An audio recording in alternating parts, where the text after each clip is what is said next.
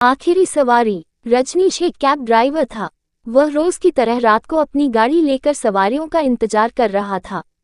यह उसकी आखिरी सवारी थी और वह जल्दी घर जाना चाहता था। रात के 12 बज रहे थे और सड़कें वीरान थीं। तभी उसके फोन पर एक राइड का अलर्ट आया। लोकेशन शहर के बाहरी इलाके की थी। जब वह वहां पहुंचा तो सड़क पर हल्की धुंध फैली हुई थी। चारों तरफ अजीब सा सन्नाटा था। उसने देखा, एक औरत सफेद साड़ी में सड़क के किनारे खड़ी थी। उसके लंबे बाल उसके चेहरे को ढक रहे थे। रजनीश को कुछ अजीब सा महसूस हुआ, लेकिन उसने ध्यान नहीं दिया। औरत ने गाड़ी का दरवाजा खोला और धीरे से अंदर बैठ गई। कहाँ जाना है, मैडम? उसने पूछा। शांति नगर, औरत ने ठंडी और धीमी आवाज में कहा। जैसे ही रजनीश ने गाड़ी आगे बढ़ाई, उसे महसूस हुआ कि गाड़ी के अंदर अजीब सी ठंडक थी।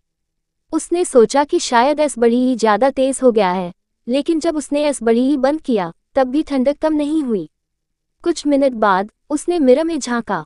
औरत का चेहरा अब भी उसके बालों से ढका हुआ था, लेकिन उसकी परछाई अजीब थी। वह सीधी नहीं थी, बल्कि मिरर में हिल रही थी, जैसे कोई परछाई नाच रही हो। रजनीश ने रेडियो चालू कर दिया ताकि माहौल थोड़ा सामान्य लगे, लेकिन रेडियो से गाने के बजाय अजीब सी आवाजें आने लगी, जैसे कोई धीमे धीमे रो रहा हो। यहाँ से जल्द निकल जाओ, रेडियो से किसी ने कहा। सड़क सुनसान थी। अचानक गाड़ी के सामने एक काली आकृति आई। रजनीश ने घबराकर ब्रेक मारा। गाड़ी रुक गई, लेकिन जब उसने ध्यान से देखा तो वहां कोई नहीं था। मैडम, आपने देखा? उसने औरत से पूछा, लेकिन औरत चुप थी। अचानक उसे महसूस हुआ कि गाड़ी के बाहर कोई खड़ा है। उसने खिड़की से बाहर झांका और वहां एक अजीब सा चेहरा देखा। वह चेहरा इंसान का नहीं था। उसकी आंखें गड्ढों की तरह खाली थीं और मुंह से खून टपक रहा था। वह चीखते हुए गाड़ी में वापस बैठा और तेजी से गाड़ी आगे बढ़ा दी। लेकिन अब सड़क बदल चुकी थी। वह सड़क सीधी नहीं थी, बल्कि किसी भूलभुलैया की तरह घूमने लगी। गाड़ी के चारों ओर अजीब आवाजें आने लगी, छन छन, हा हा हा, और बच्चों की हंसी की आवाजें। रजनीश ने किसी तरह खुद को संभाला और लोकेशन तक पहुंचा। लोकेशन किसी सुनसान जगह पर खत्म होती थी। वहां एक बड़ा सा खंडहर था और उसके बाहर एक टूटा हुआ बोर्ड था, जिस पर लिखा था शांति नगर कब्रिस्तान। उसने औरत से कहा, आपका घर यही है? लेकिन अब औरत गाड़ी में नहीं थी।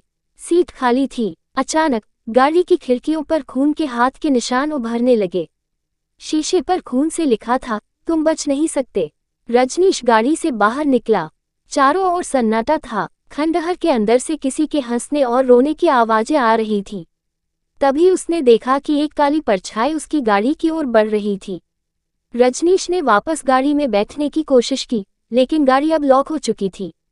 उसने भागने की कोशिश की, लेकिन उसके पैर भारी हो गए। खंडहर के अंदर से सफेद साड़ी में वही औरत बाहर आ रही थी। अब उसका चेहरा साफ दिख रहा था। उसकी आंखें पूरी काली थीं और मुंह से खून टपक रहा था। तुम्हारी आखिरी सवारी खत्म हो चुकी है, औरत ने कहा। रजनीश ने चिल्लाने की कोशिश की, लेकिन उसकी आवाज गले में अटक गई। तभी आसपास से कई परछाइयां निकल आईं। वे सभी उसके चारों ओर घूमने लगीं। उनमें से एक ने उसकी गर्दन पकड़कर उसे हवा में उठा दिया। बाकी परछाइयों ने उसकी गाड़ी को घेर लिया। अगली सुबह पुलिस को खंडहर के पास एक लावारिस गाड़ी मिली। गाड़ी के शीशे पर खून से लिखा था, यहाँ सिर्फ डर रहता है। रजनीश का कोई पता नहीं चला। तंत्र मंत्र की किताब। गांव के दक्षिण में घने जंगलों के बीच एक प्राचीन पुस्तकालय था, जिसे मृत्युगृह कहा जाता था। सदियों पहले इस पुस्तकालय में एक तांत्रिक विद्यानंद ने अपनी आत्मा को अमर बनाने के लिए तंत्र मंत्र की एक पुस्तक लिखी थी। लेकिन उसकी यह साधना अधूरी रह गई और उसकी आत्मा उसी पुस्तक में कैद हो गई। कहते हैं कि उस किताब को छूने वाला कोई भी इंसान वापस नहीं लौटता। किताब में दर्ज मंत्रों में इतनी शक्ति थी कि वह न केवल आत्माओं को बुलाती थी, बल्कि उन्हें गुलाम भी बना देती थी। गांव के बड़े बुजुर्ग कहते थे कि रात के समय जंगल में कदम रखना मौत को आमंत्रण देना था। लेकिन गांव के 3 दोस्तों, अनिल, अर्जुन और मोना, को इन कहानियों पर यकीन नहीं था। तीनों दोस्तों ने गांव के मंदिर के पास बैठकर इस किताब की कहानियों पर चर्चा की। अनिल, क्या तुम सच में सोचते हो कि एक किताब हमें मार सकती है? ये सब बुजुर्गों की कहानियां हैं। अर्जुन डरते हुए, ये कोई मजाक नहीं है। लोग सच में गायब हुए हैं। मोना, अगर ये सच है तो हमें इसे देखना चाहिए। हो सकता है कि इसमें कोई विज्ञान छिपा हो। आखिरकार जिज्ञासा ने डर पर विजय पा ली। तीनों ने तय किया कि वे रात में पुस्तकालय जाएंगे और किताब को खोजेंगे। अगली रात तीनों दोस्तों ने हिम्मत जुटाई और जंगल की ओर बढ़ गए। रास्ते में हवा की सरसराहट और अजीब सी आवाजें उनके हौसले को कमजोर कर रही थीं, लेकिन अनिल ने सभी को हिम्मत दी। जब वे पुस्तकालय पहुंचे तो उन्होंने देखा कि उसका दरवाजा टूटा हुआ था। अंदर घुसते ही ठंडक का ऐसा झोंका आया जिसने उनकी रीढ़ की हड्डी तक जमा दी। पुस्तकालय के अंदर धूल और मकड़ी के जाले थे। हर कोने से सड़ने की गंध आ रही थी। दीवारों पर अजीब तांत्रिक प्रतीक उकेरे हुए थे। जैसे ही वे अंदर बढ़े, अचानक दरवाजा अपने आप बंद हो गया। मोना चिल्लाई, दरवाजा किसने बंद किया? अर्जुन ने कहा, ये हवा होगी शायद। लेकिन जब उन्होंने चारों ओर देखा तो महसूस हुआ कि वहां कोई अदृश्य शक्ति मौजूद है। पुस्तकालय के सबसे गहरे कोने में एक लकड़ी की अलमारी में उन्हें वह किताब मिली। किताब के ऊपर काले रंग का धूल भरा आवरण था। उस पर खून के धब्बे और तांत्रिक प्रतीक बने हुए थे। अनिल, तो यह है वह किताब। ये सच में खतरनाक लगती है। जैसे ही अनिल ने किताब को उठाया, अलमारी से एक काली परछाई निकली और जोर से चिल्लाई, ये किताब मत छुओ, ये तुम्हें खा जाएगी। किताब के पहले पन्ने को पलटते ही दीवारें हिलने लगीं। दीवारों से काले हाथ निकलकर उन्हें पकड़ने की कोशिश करने लगे। मोना, हमें यहाँ से भागना चाहिए। ये जगह शापित है। लेकिन दरवाजा पहले से ही बंद था और अब उनके पास कोई रास्ता नहीं बचा था। किताब के पन्ने पलटते ही कमरे में घना अंधेरा फैल गया। टॉर्च की रोशनी भी अब नाकाफी थी। अंधेरे में चमकती लाल आंखें उन्हें घूरने लगीं। अर्जुन ने घबराकर कहा, यहाँ कोई और है, कोई हमें देख रहा है। तभी एक आवाज गूंजी, तुमने इस किताब को छूकर अपनी मौत को बुलाया है। अब कोई तुम्हें नहीं बचा सकता। कमरे में ठंडी हवाओं के साथ कई आत्माएं प्रकट हुईं। उनकी विकृत आकृतियां डरावनी थीं। एक आत्मा ने अर्जुन को पकड़ लिया और उसे खींचते हुए कमरे के कोने में ले गई। अर्जुन चीखने लगा, बचाओ, ये मुझे मार देंगे। अनिल ने हिम्मत दिखाते हुए एक मोटी लकड़ी से उस आत्मा पर वार किया, लेकिन आत्मा ने जोर से चिल्लाते हुए उसे दीवार पर पटक दिया। जैसे ही मोना ने किताब के अगले पन्ने को पलटा, एक भयानक आकृति धुएं से बाहर निकली। यह विद्यानंद की आत्मा थी। उसकी आंखें अंगारों जैसी जल रही थीं और उसके हाथों में एक जलता हुआ त्रिशूल था। विद्यानंद, तुमने मेरी किताब को छूकर बहुत बड़ी गलती की है। अब तुम सब इसकी कीमत चुकाओगे।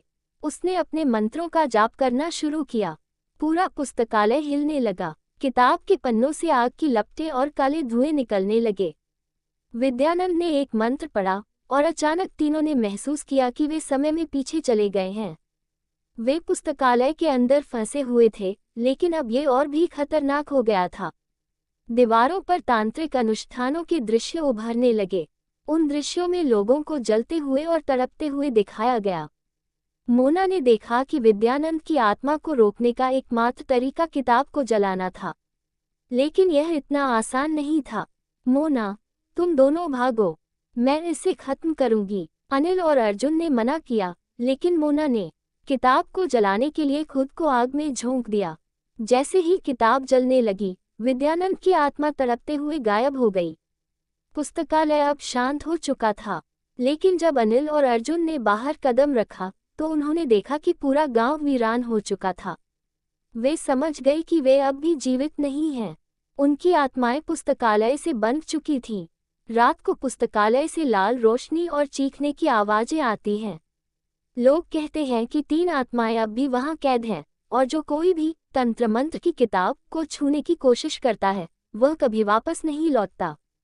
कभी कभी जिज्ञासा और साहस विनाश का कारण बन सकते हैं। कुछ रहस्यों को छेड़ना मौत को बुलाने जैसा है। अंतहीन खेल। गांव के बाहरी इलाके में मौजूद खंडहर स्कूल, आकाश विद्या मंदिर, पिछले 20 वर्षों से बंद पड़ा था। ये स्कूल तब बंद हुआ जब वार्षिक उत्सव के दिन अचानक आग लग गई, जिसमें 15 बच्चों और एक अध्यापक की दर्दनाक मौत हो गई। लोगों का मानना था कि उन बच्चों और अध्यापक की आत्माएं अब भी वहां भटकती हैं।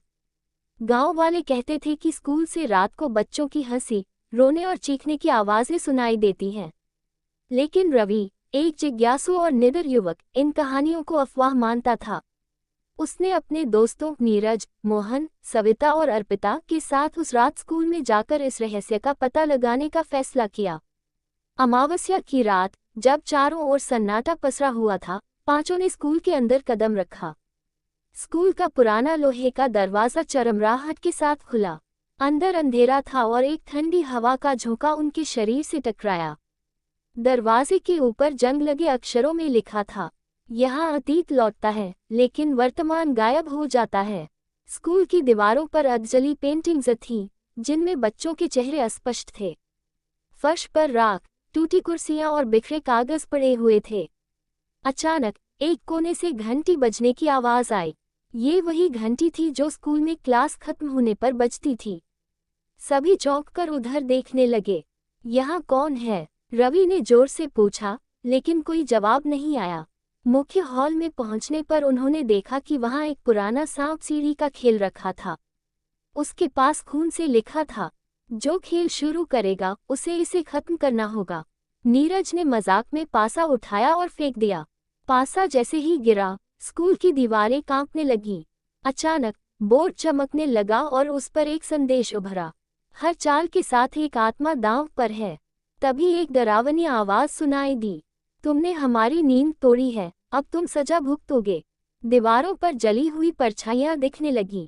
वे सभी घबरा गए। रवि ने पासा फेंका। पासा 6 पर रुका। बोर्ड पर लिखा आया, झूठ का सामना करो। तभी एक जली हुई बच्ची की परछाई दीवार से बाहर निकलकर रवि के सामने खड़ी हो गई।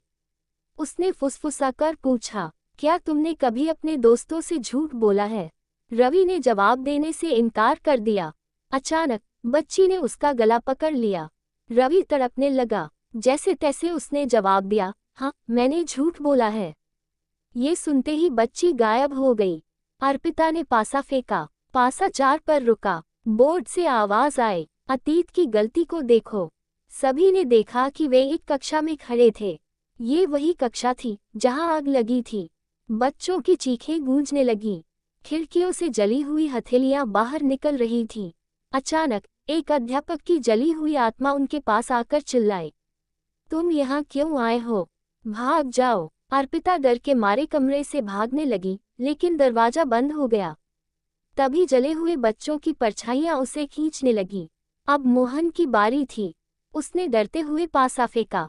पासा 8 पर रुका। बोर्ड पर लिखा आया, आग का सामना करो। स्कूल का पूरा हॉल जलते हुए दृश्य में बदल गया। सभी को ऐसा लगा जैसे वे उस दिन के हादसे में मौजूद थे। बच्चे जल रहे थे, उनकी चीखें कानों को चीर रही थीं। मोहन ने देखा कि एक बच्चा उसकी तरफ भाग रहा है। बच्चा चिल्ला रहा था, मुझे बचाओ। मोहन ने उसकी मदद करने की कोशिश की, लेकिन जैसे ही उसने बच्चे को छुआ, वह खुद जलने लगा। वह चीखते हुए गायब हो गया। सविता ने बुरी तरह कांपते हुए पासा फेंका। पासा 2 पर रुका। बोर्ड से आवाज आई, अपने डर का सामना करो। तभी सविता ने देखा कि उसकी परछाई दीवार पर अलग हो गई। परछाई ने अचानक मुड़कर उसकी ओर देखना शुरू कर दिया। उसने डरते हुए पूछा, तुम कौन हो? परछाई ने जवाब दिया, मैं तुम्हारा अतीत हूँ। सविता चिल्लाते हुए भागने लगी, लेकिन दीवारों से लंबे काले हाथ निकलकर उसे खींचने लगे। उसने मदद के लिए रवि को पुकारा, लेकिन वह उसे बचा नहीं सका। उद्धरण चिन्ह, अब सिर्फ रवि बचा था। उसने पासा उठाया और फेंका। पासा 12 पर रुका। बोर्ड से आवाज आई, तुम्हारी सबसे बड़ी गलती क्या थी? रवि ने कहा, इस खेल को शुरू करना। बोर्ड ने जोर से हंसना शुरू कर दिया। दीवारें गिरने लगीं। एक विशालकाय सांप बोर्ड से बाहर निकला और रवि की ओर फन फैलाकर बोला, तुमने खेल शुरू किया, अब तुम्हें इसे खत्म करना होगा। रवि ने डरते हुए कहा, मैं खेल को खत्म करना चाहता हूँ। सांप ने कहा, मुझे तुम्हारी आत्मा चाहिए। रवि ने भागने की कोशिश की, लेकिन चारों ओर से जली हुई आत्माएं उसे घेरने लगीं। अगली सुबह गांव वालों ने रवि को स्कूल के बाहर बेहोश पाया। उसके शरीर पर जलने के गहरे निशान थे। उसके दोस्त कभी वापस नहीं आए।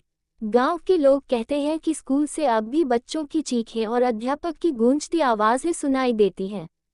जो कोई भी उस खेल को खेलने की कोशिश करता है, वह वापस नहीं लौटता।